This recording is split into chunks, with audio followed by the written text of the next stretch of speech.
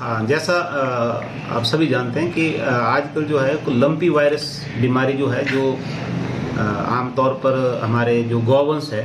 उसको जो है इसने प्रभावित किया है। हमारे क्षेत्र में भी इस प्रकार के लंपी वायरस के मामले जो हैं वो पाए गए हैं और इस बारे में जो है वो हमारा जो पशुपालन विभाग है उनको जो है उचित मात्रा में जो है वो वैक्सीनेशन की जो दवाइयाँ हैं वो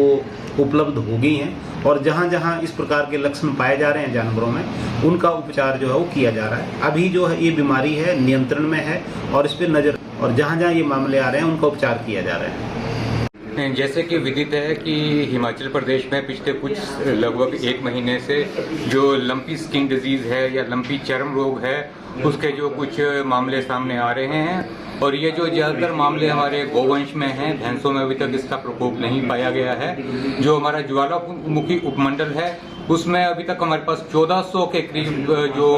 केसेस आ चुके हैं और इनमें लगभग 750 जो केसेस हैं वो ठीक हो चुके हैं और जो हमारा विभाग है इस समय जहां पर ये बीमारी नहीं पनपी है वहां पर जो वैक्सीनेशन है उसका काम कर रहा है और हमने लगभग कोई 1,500-2 हज़ार के आसपास पशुओं का जो वैक्सीनेशन कर लिया है और इसमें लगभग कोई 30-35 पशुओं की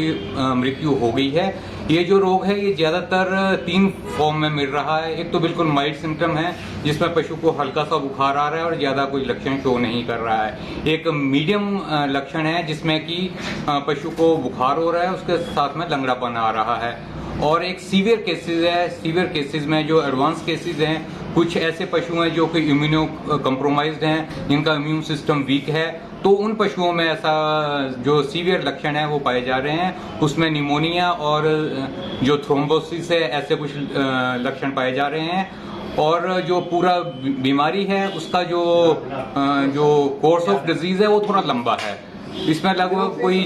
2-3 हफ्ते का कोर्स है तो उस कोर्स के बाद लगभग 50% पशु जो हमारे रिकवर हो चुके हैं और बाकियों का जो ट्रीटमेंट चल रहा है। और इसमें कुछ लोगों में कुछ भ्रांतियां आ रही हैं जो मैं आपके माध्यम से लोगों को बताना चाहूँगा कि बहुत से लोगों को हमें ये फोन आ रहे हैं कि जो लंपी ग्रस्त पशु हैं उनका दूध सुरक्षित है या नहीं है। तो मैं विभाग की तरफ से स्पष्ट करना चाहूँगा कि अभी तक मनुष्यों में इसका कोई भी प्रकोप नहीं पाया गया है और उसका दूध जो है वो ह्यूमन कंजप्शन के लिए बहुत सेफ है और वैसे भी अगर हम बॉईल कर लेते हैं तो सारे के सारे कीटाणु नष्ट हो जाते हैं। इसलिए मेरा लोगों से अनुरोध है कि ऐसी भ्रांतियों में ना आए।